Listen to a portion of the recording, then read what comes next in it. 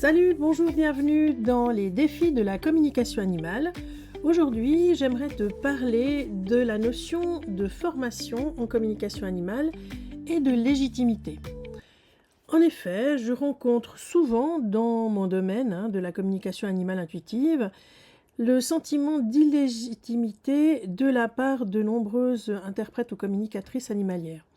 Alors je t'avoue que ça m'a beaucoup interrogée parce que d'un côté, ces personnes-là, elles offrent des prestations et puis de l'autre côté, quand on leur dit: «Ben oui, ben peut-être qu'il faudrait arrêter de faire des prestations gratuites, si, tu donnes des services, si tu donnes des consultations, si tu donnes des conseils». Alors c'est pas du jeu, c'est un travail qui prend d'ailleurs un certain nombre d'heures et il y a aucune raison que ce travail soit gratuit parce que la personne, le client ou le gardien en l'occurrence, de l'animal ou, son adoptant, tu peux l'appeler comme tu veux, bah lui, si c'est gratuit, regarde, c'est comme pour toi, ça a beaucoup moins de valeur que si c'est payant. Donc finalement, je me suis demandé pourquoi toutes ces femmes, parce que majoritairement en communication animale, ce sont des femmes qui sont passionnées par leur pratique, en fait, doutent de leur, capacité à se présenter comme des professionnels. Et pourtant, paradoxalement, comme je viens de le dire, ça ne les empêche pas de proposer des consultations gratuites ou même de réaliser des communications parfois payantes, souvent avec sérieux et implication. Ça soulève une question importante pour moi, c'est la question de jusqu'où on peut aller en se disant que si c'est gratuit, ça compte moins. Jusqu'où on peut aller en se disant si c'est gratuit, ça compte moins. Et si toi, tu es communicatrice animalière et que tu m'écoutes en ce moment, réfléchis à cette phrase. Je te propose d'imaginer une situation. Tu as besoin de soins dentaires, et puis ton dentiste, en fait, il t'informe, pendant qu'il est en train de travailler dans ta bouche, qu'en fait, il ne te fera pas payer parce qu'il ne se sent pas prêt, pas assez compétent. Je pense que tu vas pas être très à l'aise avec ça et qu'à mon avis, en tout cas moi, clairement, je me lève du fauteuil et je m'en vais. Alors, pourquoi ça serait différent en communication animale? Pourquoi est-ce que je pense que parce que c'est gratuit, ça va être moins important si je me trompe et que ça va être moins grave? Sache que les animaux, eux, généralement, quand il y a quelqu'un qui fait appel à un communicateur animalier, eh ben, les animaux, eux, ils vont avoir peut-être une seule occasion dans leur vie de parler à quelqu'un.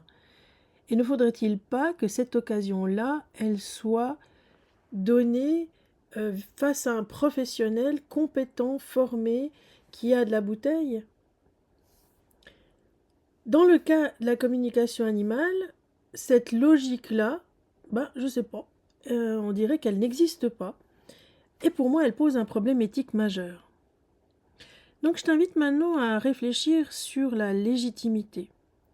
Le sentiment d'être légitime, d'abord et avant tout, c'est pas une reconnaissance que tu vas obtenir de l'extérieur. C'est pas quelque chose que quelqu'un va te donner. C'est vraiment une conviction intérieure, un sentiment qui repose d'ailleurs en partie sur l'ego, mais également sur la confiance en soi, en ses compétences. Donc, écoute bien ce que j'ai envie de te dire et te passer comme message aujourd'hui. Sache qu'aucune formation, aussi complète soit-elle, ne pourra t'apporter cette légitimité si tu ne l'as pas d'abord cultivée en toi-même. Ça veut dire que, à un moment donné, il va falloir passer de j'ai et je connais, j'ai la compétence, j'ai acquis un savoir, à je me présente comme professionnel. Mais tu ne peux pas jouer, boutiquer, comme j'aime à dire, en communication animale parce que c'est des animaux. Est-ce que si c'était des enfants, tu aurais le même comportement? Probablement que non. Alors comment est-ce possible que les interprètes animalières qui aiment les animaux, qui disent d'ailleurs qu'elles font ça parce qu'elles aiment les animaux, peuvent se permettre d'être comme ça à cheval sur un statut pas clair parce qu'elles ne veulent pas prendre leurs responsabilités? Et en communication animale, il est bien là le problème. C'est quelle responsabilité je suis prête à assumer en tant que professionnelle à partir du moment où on m'a reconnue comme telle. Comment est-ce que je vais être responsable du savoir que je détiens et du savoir que je transmets?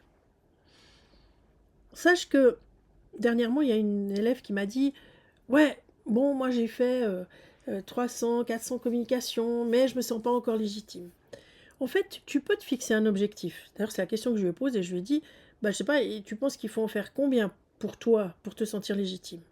Et elle m'a dit, 2000. Ok, très bien.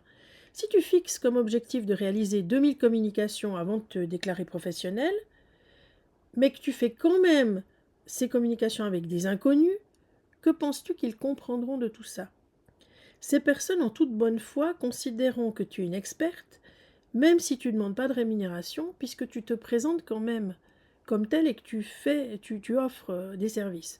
Par contre, si tu choisis de t'entraîner avec des amis, des collègues, des anciens élèves qui partagent ta démarche, le cadre sera beaucoup plus clair pour tout le monde.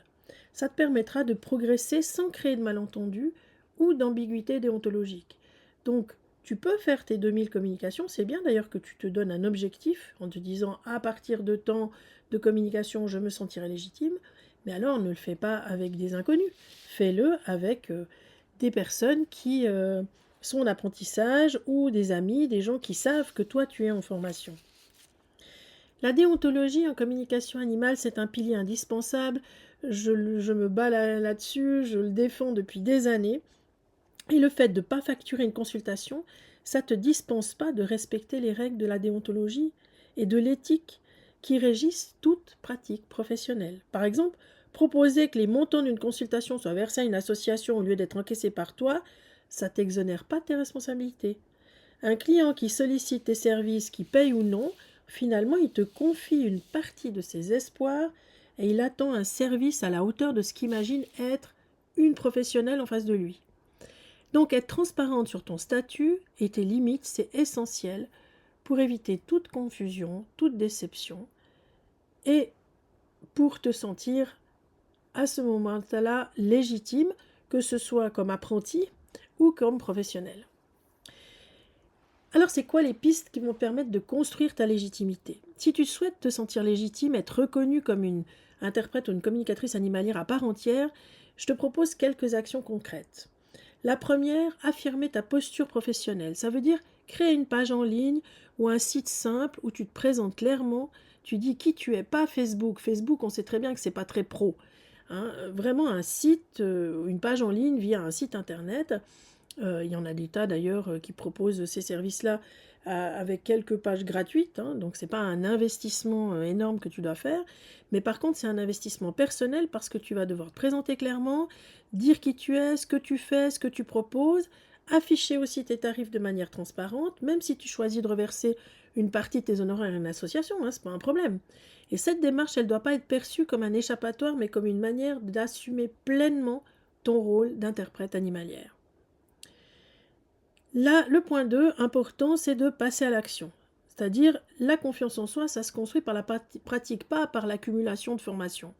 Si tu attends de tout savoir ou d'avoir atteint une perfection imaginaire, tu vas finalement rester dans l'immobilisme parce que tu vas apprendre toute ta vie. Là, moi qui te parle, j'ai 25 ans de recul sur la communication animale, les consultations en communication animale, je continue d'apprendre tous les jours. Et je ne peux pas dire je sais maintenant et j'ai fini d'apprendre.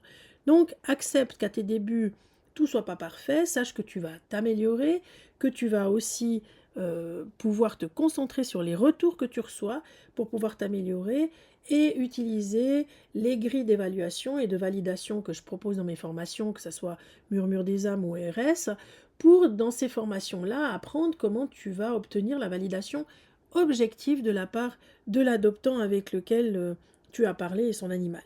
Et puis, en troisième lieu, investis dans ta communication personnelle. Ça veut dire tu dois rejoindre, par exemple, une formation continue comme ORS. Ça peut être une excellente étape, mais ça doit s'accompagner d'une véritable volonté de passer à l'action. Cette formation, par exemple ORS qui s'adresse à des professionnels déjà formés, ça va t'aider à structurer ta pratique, à gagner en confiance en toi, et puis à faire les choses, mais la formation ne va pas faire les choses à ta place. Ça sera à toi de passer à l'action.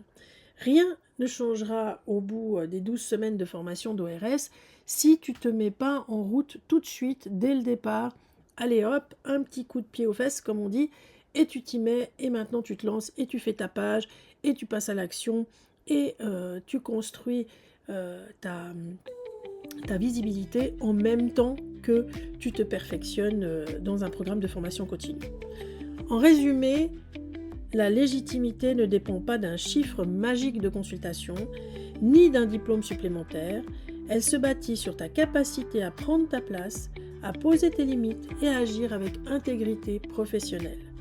Lorsque tu seras prête à assumer pleinement ce rôle, tu découvriras que la légitimité, finalement, a toujours été en toi. À toi de la révéler et de la faire rayonner. Salut!